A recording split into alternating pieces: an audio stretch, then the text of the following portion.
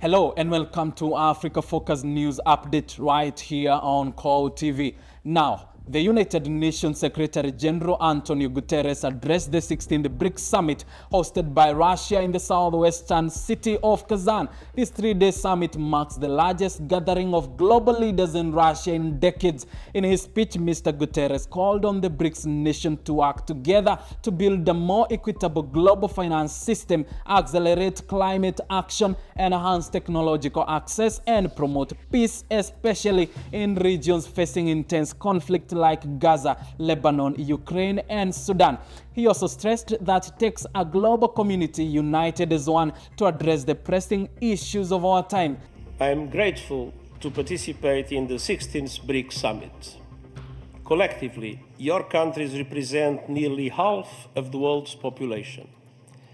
And I salute your valuable commitment and support for multilateralism and international problem solving as clearly reflected in your team this year.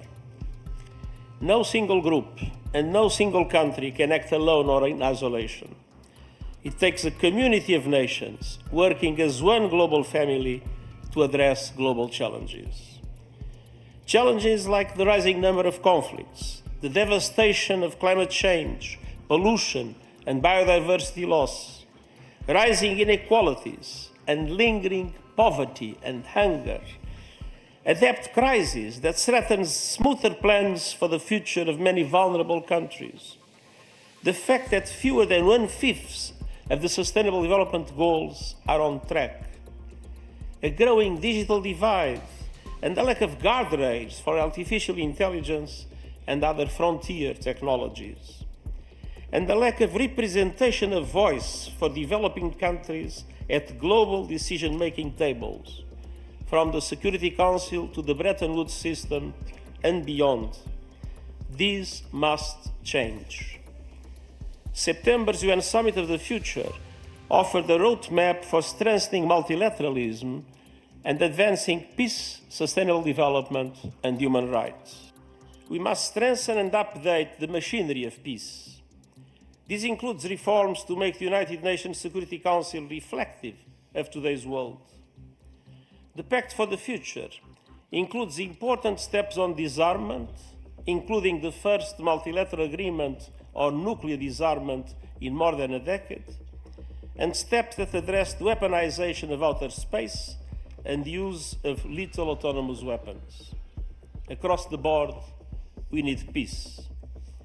We need peace in Gaza, with an immediate ceasefire, the immediate and unconditional release of all hostages, the effective delivery of humanitarian aid without obstacles, and we need to make irreversible progress to end the occupation and establish the two-state solution as it was recently reaffirmed once again by a UN General Assembly resolution. We need peace in Lebanon, with an immediate cessation of hostilities, moving to the full implementation of UN Security Council Resolution 1701.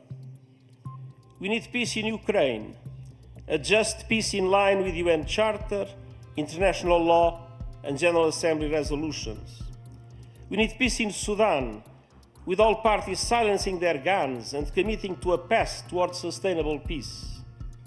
Those were the messages I have delivered to the high-level segment of the General Assembly in September in New York. Unfortunately, they remain valid here and now. Everywhere, we must uphold the values of the UN Charter, the rule of law, and the principles of sovereignty, territorial integrity, and political independence of all states.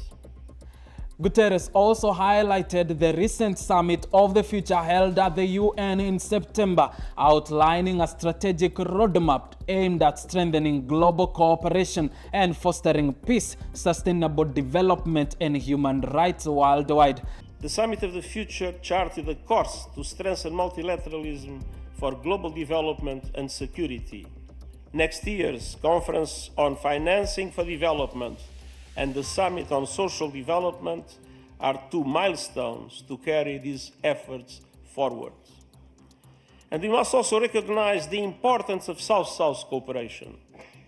It doesn't replace the commitments and obligations of developed countries, but it is providing a growing contribution to supporting developing countries in overcoming obstacles to achieving the SDGs.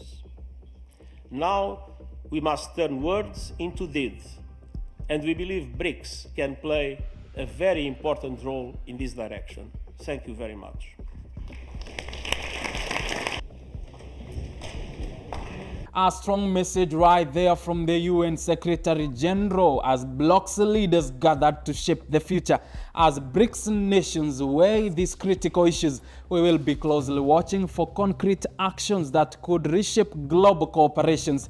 That's all for now on Africa Focus. Thank you for watching.